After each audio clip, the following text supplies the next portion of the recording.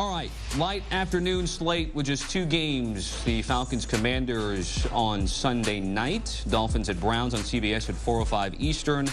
Late news on Saturday saw Miami quarterback Tua Tagovailoa get downgraded to doubtful with a hip injury. So if he can't go, Tyler Huntley, who filled in for Tua early this season, went 1-2 as a starter. We're also going to get a live report ahead of Packers and Vikings. That one a tight spread at 1.5. Back here with Logan, Rick, and Pete. I'm Tommy. Let's talk about that Atlanta-Washington game. And Rick, take me through a rookie quarterback making his first road start. We saw Michael Penix at home against the Giants, but this time on the road with the playoffs on the line. Yeah, I don't know if you would count that as like a preseason game against the Giants at home last week because of the way the Giants have been playing. So this will be a true test of who Michael Penix Jr. is. The one thing that I will say is he's been in a lot of big games. He's been in the national championship game. He's won through the playoffs. So the stage isn't too big for him. And you see all these quarterbacks that do come out, the Bo Nixes of the world, the Jane Daniels of the world, guys that have played a lot of college football seem to excel at the NFL once they get in. So I don't think it's going to be too big for him. I think they're going to have to be able to run the ball. He did not throw a touchdown, didn't run for a touchdown. He had 1 interception. He was very efficient. When you watched the game last week, the ball comes out of his hands quick, and I hate to say this, but when I was watching Kirk Cousins, it looked like he was throwing helium balls. He just has no power through his lower body anymore. Because of that. Well, he looked like it. You got to admit it, the way he's been floating the ball out there. It looked crisp when it came out of Michael Penix Jr.'s hand. The ball was out on time. He has velocity on the football, so maybe we can see Drake London have a big game, Pittman have a big game. So there's a lot of weapons on this offensive side of the ball. And I think that they have an opportunity to take advantage of the Commanders, but the Commanders' defense has played a lot better in recent weeks. Logan, what are you thinking? How would you, if you're Dan Quinn and company, trying to attack a rookie quarterback? Well, I would say real quick on Penix that, you know, as a player, you get motivated by what's on the other side. And there's times in my career, if I was going against a corner, I'm not playing against another corner, but a guy in my draft class, I wanted to prove, like, you know, I was the guy. I wanted to prove to Rick, like, you guys didn't draft me, like, I'm going to show you why and whatnot. So I think that Penix sees Jaden Daniels having success. He sees it's possible for a rookie quarterback to go out there and not be too big for him. So I do believe he's a guy that is a gamer. Stage might not be too bright. It is kind of crazy that his first road start is such a meaningful start. But I think Jaden Daniels, these young quarterback shows, they can do it. And I think that Penix has that energy about him where it's like, all right, well, Jaden Daniels on that side, I got my team, I got your team, let's go. Like, let's make it like a college game. And obviously it's not. There's a lot of great defenders out there.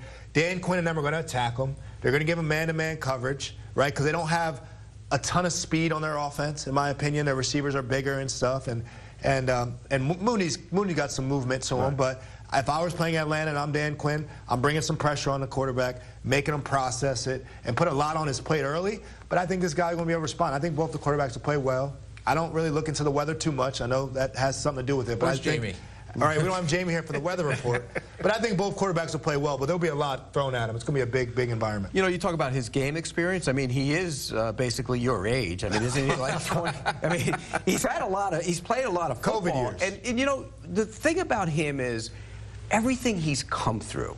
I mean, he had devastating knee injuries. He could have ended them, and instead he's kind of flourished to it. So I don't think the moment will be too big for him. I just don't. I think, and you're right, he made some good throws, he made some bad throws, and, you know, Pitts dropped that ball on the goal line. That was the interception. Should have been probably a touchdown. So there's a lot to like about him, but it's definitely the ball comes out. It gets to the receiver a lot quicker than Kirk Cousins was getting him the football. The one thing that I didn't understand was in the preseason, they had an opportunity to play him through all 3 of those preseason games. They played him in the first preseason game.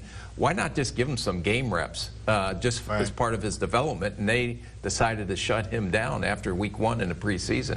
Logan, you would blitz him, though, and give him the one-on-one opportunities rather than make him play coverage and make him read through his progressions? You would blitz him? Well, Dan Quinn isn't a blitzing guy anyway. I know, but yeah, I would mix that up. I think pressure makes quarterbacks speed up their clock and how they handle it. So we'll blitz them early. I know a New England game plan will be blitz him early. How does he handle it? And then we'll counter it. If he's doing it well, we'll pop out or whatever. But I will say that, you know, the Commanders do have these 2 linebackers, and Bobby Wagner and Frankie Luvu. And they're playing really well. And you can say what you want about Bobby Wagner. He watches a lot of film.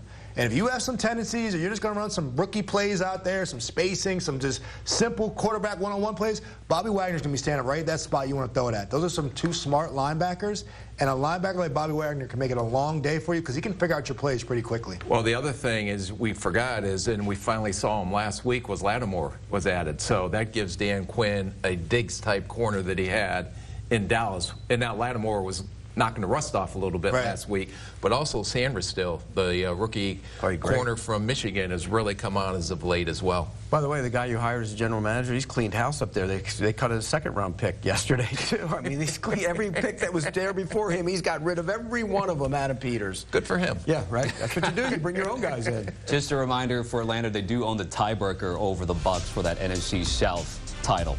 A reminder about our daily football podcast, Pushing the Pile with Kyle Long and Mike Renner. Pete Prisco, a regular guest on this podcast. Scan the QR code and check them out however you listen to your podcast.